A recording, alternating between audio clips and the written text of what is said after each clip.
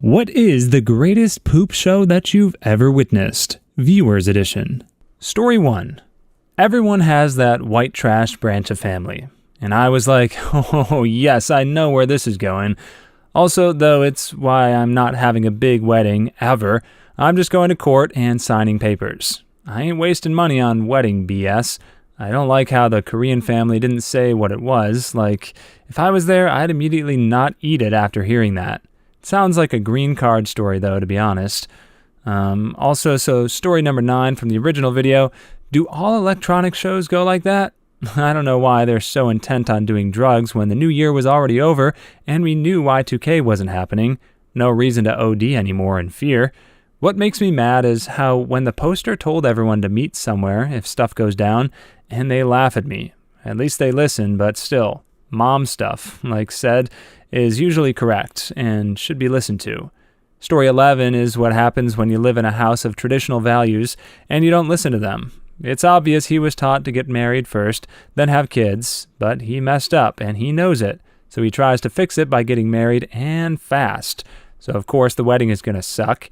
Takes a year to plan a wedding if you actually have a wedding. I don't understand why people eat spicy foods and then just get shocked when their butthole blasts all over the place. Like, stop eating that food then, dude. Just stop.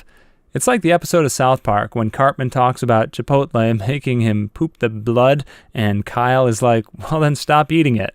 And Cartman is like, no, it's yummy, so I'm gonna buy Billy Mays' Chipotle away instead to get the bloody poop stains out of my underwear. I tell my boyfriend this all the time too, but he never listens. So I told him to never complain to me about it again. Story 2. When I was 17, I went to a house party of a girl whose parents weren't home. It was clearly a little out of hand already, with too many people there, but as the night slowed down and I was in a bedroom with my then-girlfriend, trying to lose my V-card, we hear Hard in the Paint by Waka Flocka come on in the living room, and a big commotion. A few minutes later, the girl who lived there burst into the room, bawling her eyes out to my girlfriend and babbling about everything being ruined. Not making sense, we followed her into the living room, and everything was ruined. A gang of buttholes ended up living alone, while Waka Flocka went on a rampage and destroyed the house in a pretty quick escalation. Glass cabinets punched in, markers and food all over the walls and floor, holes in the walls, uncooked meat and leftovers from the fridge shoved down the garbage disposal. They even poured milk and cereal in people's cars who left the windows down. I remember thinking how deviously creative they got with their destruction in what had to have only taken place in maybe 5 minutes. Everyone who had gone to bed and was awoken by screaming did so to a real poop show, and we ended up cleaning this poor girl's house as much as we could until the sun came up. If a healthy high schooler could have a heart attack, I'm sure that girl would have. But let's also not forget that I was totally dong-blocked by this event. Story 3. Sort of building on what they said in Story 7, I'm a cleaner. I live in the UK, so we don't sugarcoat the name of that profession here, in an office. Most people treat us fine. They'll smile, nod, and say hi as they pass us. A few will ignore us, and generally almost everyone power walks past us when they actually see us cleaning to get out of our way. I mostly do vacuuming, so it's not really a fear of the chemicals we're using. The few times I've worked the toilets, oh boy.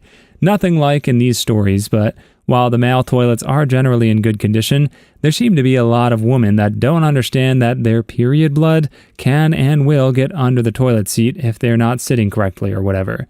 I'm a guy, so forgive my ignorance as to exactly how women need to sit on toilets to avoid this. If that happens to you, that's fine. It's okay, but please, at the end, when you're finishing up and about to wash your hands, please just lift the toilet seat, get a few layers of toilet paper, and wipe it down. Your bodily fluids are a lot less gross to you than they are to anyone else, and it's also quicker and easier for you before that stuff dries. Plus, consider all the people who use the toilet after you who don't see that there before we cleaners get there and do our daily cleaning of those toilets. Also, for the sake of everyone's safety at the office, you should wipe down the seat. I heard their period blood can attract bears. And not the kind of bears that you can just fend off by drawing an anti-sea bear circle around you in the sand. You better also avoid cube cheese and wearing your sombrero in a goofy fashion, just to be extra careful. lest you attract a sea rhinoceros as well. Story 4. Oh, I've got a good story for you. There was the famous mystery chili incident, named so by a small child asking his mom what the mystery chili was that was leading to the front woman's bathroom. A homeless alcoholic who frequently came into our store to shoplift and drink a box of wine didn't quite make it to the bathroom. The piles of chili was only the beginning. Inside the bathroom, she had managed to crap on everything, including blowing a massive fan of crap on, over, and behind the toilet. Best part was, our porter was off that day, and no one was willing to clean it up. I walk in as they're starting to close the store down and tell the manager I'd handle it. Got out the janitor cart, a hose, and the hazmat suit, a glorified fishing suit hung in the janitor's closet, and proceeded to clean the mess. Thankfully, there was a sewage access hole in the bathroom, and I spent 10 minutes hosing the entire bathroom down. Long story short, I had the bathroom cleaned in 30 minutes, including replacing all paper products, and got to immediately take a paid hour break. Spent the rest of the day cleaning and clearing the other bathrooms, instead of being a bagger, which I liked because that meant I could smoke the entire day. Story 5. Warning, this will be absolutely disgusting. No, seriously, this is really bad, and you may not want to read on if you're sensitive. Be me, rushed to the ER for sudden bleeding at 7.5 months pregnant. I poop when I'm scared, and since there might have been something wrong with my baby, I was terrified. I started to get bubble guts as soon as they put me in a room, so I hobbled to the bathroom while waiting for the doc and released the most eldritch horror I've ever seen. I filled that poor toilet with a combination of poop and blood, and the smell was eye-watering. And, of course, when I flushed, the fetid miasma started rising. Thankfully, it stopped before spilling out onto the floor, but it was close. Wishing I would just die at this point, I called the nurse and explained very quietly that the toilet was clogged, and they should have maintenance come fix it before they put anyone else in that room. I thought they would wait till I was discharged before sending anyone up to do it, but no. In walks the maintenance man a few minutes later. I will be forever haunted by the glare he gave me on his way out. P.S. The bleeding stopped very shortly after, and the baby was fine. My pride, however, never recovered. This reminds me of the time I was living in an apartment, and maintenance was scheduled to come check the smoke detector at some point in the day. But of course, the window of time that they gave was like 4 hours wide, so they could arrive anytime between 9 a.m. and 1 p.m. I had just gotten up and was getting ready for the day, as it was a tad before 9 a.m. I had to take my morning poo and thought to myself, what are the chances that they'll come exactly at 9? I've probably got time to use the bathroom before they get here. So I plopped down on the toilet and released the hounds. And wouldn't you know it, as soon as I do that and fill the bathroom with my scent, the doorbell rings. Now, the intercom to buzz people in is obviously not accessible from within the bathroom, and they wouldn't be able to hear me if I tried shouting a response to them when they knocked on the door. So in a desperate last-minute effort to maintain my privacy, I decide to just turn off the bathroom lights and sit in dark silence while they enter my home and go about their business. One smoke detector was right outside the bathroom, and that felt like a real Jojo Rabbit moment for me. Luckily, they left without suspecting anything, but it was such an eerie feeling to be hiding in my own home in such a vulnerable position. I probably could have handled it better. Story 6. Was doing security for various closed hotels on the Daytona Beach beachside. We had one hotel that had a basement boiler room in it that needed to be patrolled daily, or homeless drug addicts would break in.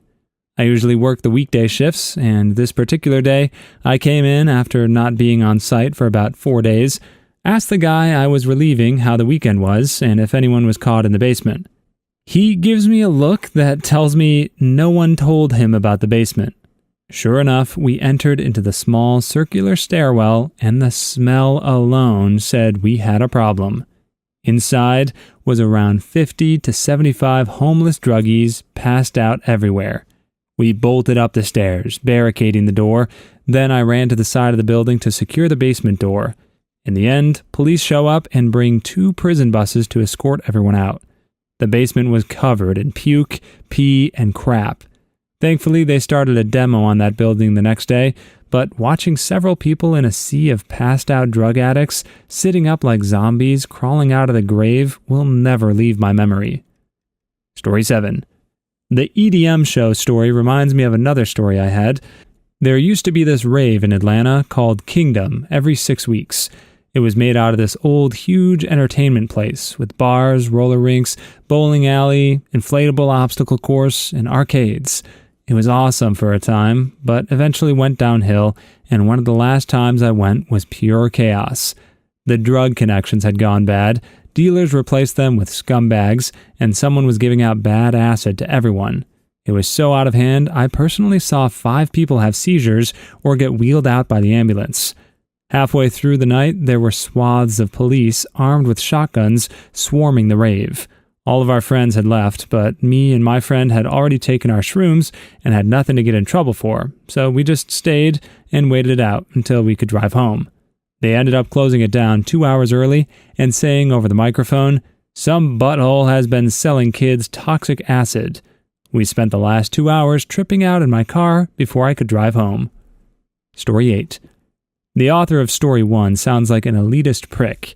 That wedding sounds like it had a lot of character. Being a wedding coordinator doesn't mean that you know everything about how a wedding should go. It means you know about the types of weddings that have wedding coordinators. I mean, they could have made better arrangements so everyone wasn't freezing cold. The lower quality food is fine. Everyone was fed. The camo, while a bit tacky, is their choice. They like it, they can have it. But there should have been better arrangements for warmth, like a tent with a heater, at least somewhere they can go to warm up before rejoining the party. Other than that, though, if the 2 people getting married loved it, then I wish them the best. Story 9. Last wedding I went to, it was outdoors at a park. That's not close enough to any other store. I had a huge purse with me, and I put everything that might possibly be needed inside. Scissors, a hammer, tacks, duct tape. Don't even go without the duct tape. Extra toilet paper, some extra makeup and perfume, hairpins, hairspray, extra pantyhose, aspirin allergy tablets, and a sewing kit. I got about 10 steps away from the car and ended up replacing a button on one of the rental shirts. Every single thing in my purse got used that day. I didn't really know either family, but I wonder what they thought when people kept coming up to me and getting weird stuff from my purse. Story 10. I don't think it was the cost that got them, but the lack of foresight. Outside in October is going to be very cold for an outdoor wedding. Warning folks that someone with photosensitivity would be around, so keeping the flashes to a minimum is an actual health issue. And not having a way to keep food warm is, well, yeah. Wouldn't have taken much more effort to have had that go much better, even in October. But putting it on during spring would have been fine. I've actually been to an outdoor wedding in good weather. It was even more simple, and it was great. Story 12. Yeah, I was going to say that the first story sounded like the person posting it was super egotistical and thought the wedding should be about them instead of the couple. I think the wedding should be what the couple wants, not necessarily some formal traditional wedding that costs $500,000 if that's not what they want. Just the fact they were mad because the people didn't like their choice of music makes me think this person was one of those relatives that wants everything to do their way and can't understand why people have different preferences. Story 13. When my sister got married on a beach in Ventura, they realized the homeless man laying on the beach just hours before the wedding was not alive. They sent the coroner to get him, and while the coroner was leaving, a pedestrian got hit by a passing car and passed away. Then the wind picked up and literally blew all of the wedding stuff off the tables, so we couldn't have the reception there. We went to a Mexican restaurant instead. The food was pretty good. It was just an odd day. Also, they are still happily married. Story 14. I witnessed 2 crap shows, both at church. One when I was younger, and another when I was in my late 20s. The first watching a disgraced former preacher having to issue an apology for inappropriately using church funds for his extravagant lifestyle with his family, who were disgraced as well. The second was a preacher revealing someone in the congregation having an affair in front of everyone at a service. My husband and I were guests at the church and watched people looking around to see who it was. Story 15.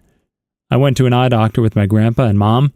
When we used the bathroom, my mom took the ladies, so I went into the men's. Both were 1 stalls. I walked into the men's, and it was covered in doo-doo. I walked in 5 steps before I realized. I walked out in shock and wondered who I should tell. I just stared at some employees with begging eyes. My mom came out, and we just sat back down. I didn't go pee. Story 16. While I'm not a father, yet, but working on it, I believe getting puked on or crapped on or peed on has become a rite of passage to father and motherhood. You'd think I'd be happy not getting crapped and puked and peed on, but at the age of 38, I'd love to enjoy all the milestones of watching a tiny drunk human grow up. Toddlers are like tiny drunk humans. Either way, can't wait. Hope I'm a decent dad. Story 17. In middle school, I walked into the bathroom one morning and discovered bloody tampons and wet tampons all over the bathroom. The mirrors, walls, and even the ceiling were covered in it. Turns out 3 girls skipped class and decided to make a disaster there. I didn't rattle on them as I noticed it last before it was clean. Story 18. Anyone who only flushes once the job is completely done. Take a flush break. It's one of the best ways to avoid clogs. Plus, even if you know people are waiting, the signal of when you're done is when the door opens, not the sound of the toilet. So relax, and give the toilet a few flushes if you know you're going to be on it for a while. Please leave your stories in the comments. I'd love to make a video of them in the future. Also, don't forget to like and subscribe.